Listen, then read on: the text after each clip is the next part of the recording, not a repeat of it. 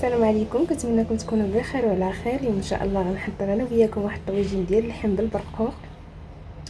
كيجي بحال ديال العرسات تماما مع سر البنه ديالو. ان شاء الله تبعوا غير المقادير. المهم كيف ما كتشوفوا عندي هنا واحد نص كيلو ديال اللحم. اللحم ديما خذوا يعطيكم من الجهه اللي تكون رطبه باش دغيا يطيب لكم، ما يزعفرش لكم في الطياب، ويكون اللحمه يعني يكون اللحم صغير.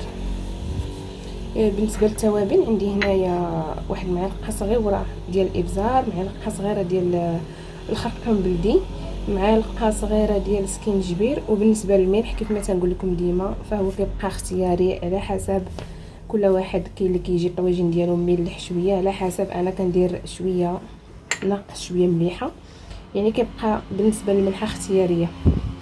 عندي هنا واحد كيف ما كتشوفوا واحد راس معلقه ديال السمن البلدي. كذلك عندي هنا واحد هذا الحامض مصير.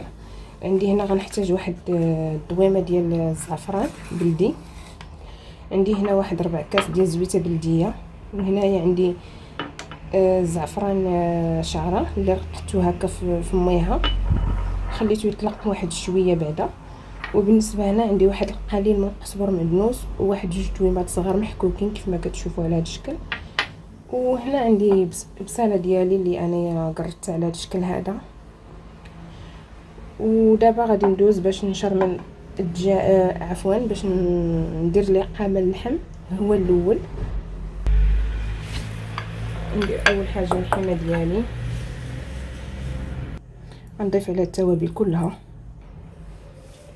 نضيف كذلك داك القزبر معدنوس مع داك التويمه، نضيف داك السمينه حتى هي، نضيف واحد شويه، ما نضيفهاش كلها، نضيف غير واحد نص منها ديال هادي ديال الزعفران، ونضيف شويه من داك الميها ديال الزعفران اللي انا رقدت. ودابا غنجمع نخلط هادشي، غنخلي الحمه ديالي ترقد ليا فهاد الشرموله. وغنجيب بصيله غادي نجيب البصيله ديالي هي الاولى نشحرها مع هاد السويس ديال الزويته، نخليهم يتشحروا عاد نضيف عليهم اللحم. فهاد الاثناء خليت البصيله ديالي تشحر ليا. دابا غندوز نحضر معكم البرقوق. كيف ما شفتوا اللي غسلته مزيان، كيف ما شفتوا اللي غسلته مزيان وزدت عليه واحد العوده ديال القرفه. غنضيف عليه شويه الملحه، غنضيف عليه قليل من الملح، نضيف عليه الماء ونديرو فوق البوطه يغلى. كما شفتوا بعد ما تقنيت البصيله بشكل هكا خصها تقلى. غادي نضيف دابا ديك اللحيمه،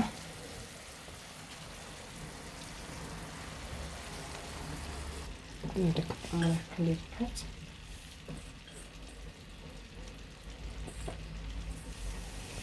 وكالكليس ديال الزعفران.